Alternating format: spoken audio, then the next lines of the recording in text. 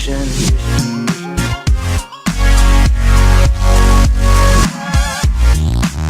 España y la UE deben replantearse su política de asilo, que hoy no contribuye ni al desarrollo sostenible ni a las necesidades de la propia Europa. Cruzar la calle en Sudán del Sur puede suponer la muerte.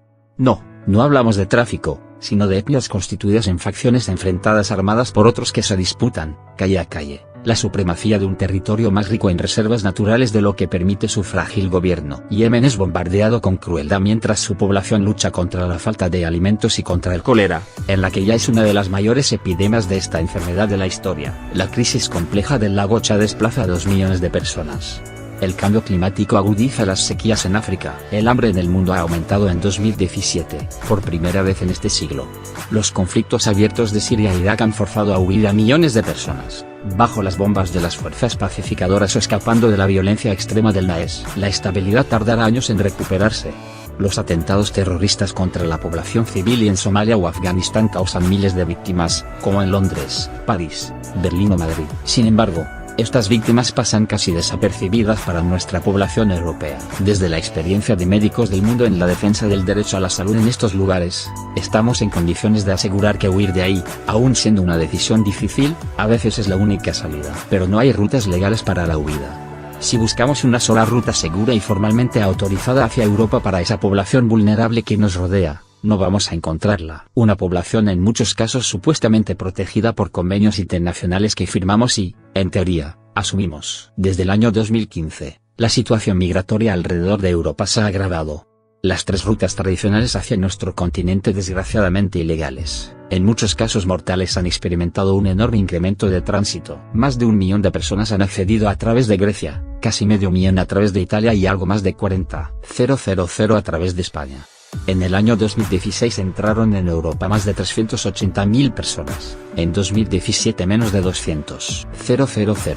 La tendencia para elegir una u otra vía depende de la facilidad de acceso, del control de las mafias que juegan con la vida, del precio que exigen y de las decisiones políticas impuestas por los países europeos. Si buscamos una sola ruta segura y formalmente autorizada hacia Europa, no vamos a encontrarla. La ruta más corta, la del Mar Egeo, se controló parcialmente por el triste acuerdo entre la Unión Europea y Turquía. A consecuencia de ello, entre 2 y 3 millones de personas desplazadas residen actualmente en este país, muchas más de las que entraron en nuestro continente. Alemania fue el único estado de Europa con una política de puertas semiabiertas que vio en esta llegada de gente joven una inversión de futuro para un continente envejecido. Esa política, poco sostenible de modo aislado, fue castigada por la sociedad, obligando a un cambio que intentó un reparto inútil entre otros países europeos. Oficialmente, estos países europeos de saneadas economías solo han sido capaces de reubicar a algo más de 33.000 personas, mientras la inmensa mayoría de los 17 millones de personas refugiadas en el mundo se encuentran en países de renta media y,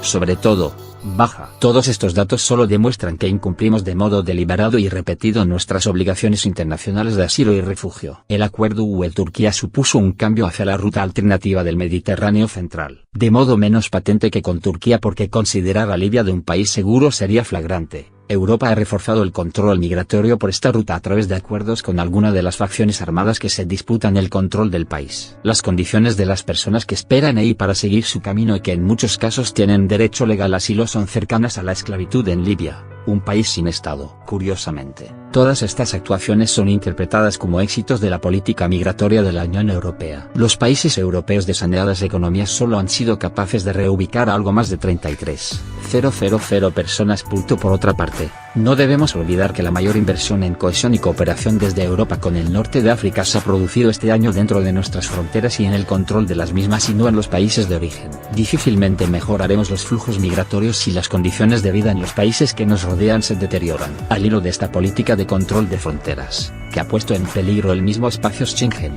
las ONG que trabajan en el rescate en el Mediterráneo han sido criminalizadas por tráfico ilegal de personas. Han visto reducido el espacio humanitario con medidas que ponen en segundo plano el derecho a la vida. Algunas personas u organizaciones incluso se han enfrentado a procesos judiciales por cumplir su mandato humanitario, y se ha intentado poner el control migratorio por encima del deber de salvamento, aludiendo a un supuesto efecto llamada que en realidad es el efecto huida. Aún así, miles de personas continúan y continuarán arriesgando su vida antes que seguir viviendo en condiciones deplorables que no dejan margen a la elección. En España, A través de nuestra frontera sur sufrimos una presión migratoria todavía escasa, al menos cuantitativamente, un 10% menos que en Italia. Muchas de las medidas tomadas por el nuevo y pintoresco presidente de Estados Unidos son criticadas en los medios de comunicación, pero en realidad esas medidas son muy antiguas en nuestro país, tanto que posiblemente ni siquiera somos conscientes. Muros o alambradas, como el de México, ya llevan años construidos en Ceuta y Melilla, cada vez más altas y cruelmente sofisticadas, con sus concertinas.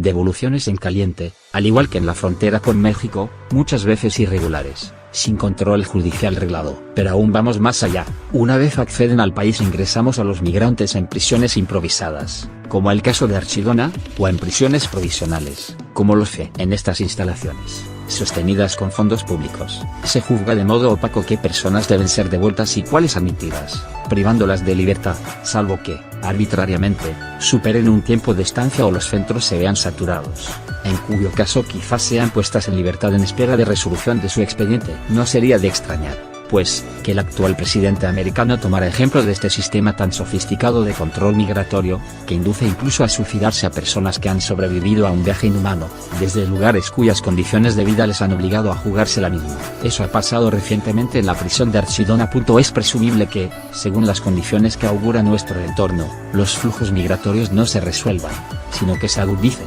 Nuestra experiencia como ONG internacional nos aporta datos esenciales desde el otro lado. Quizás sería el momento de que las instituciones europeas y españolas se replantearan seriamente revisar una política migratoria y de asilo que suena constantemente reactiva y que en absoluto contribuye ni al desarrollo sostenible, ni a las necesidades de la propia Europa, ni a la estabilidad de nuestra región geográfica. Quizás sería el momento de hacer consciente a la sociedad civil de esa necesidad, más allá de espurios y cortoplacistas intereses electorales.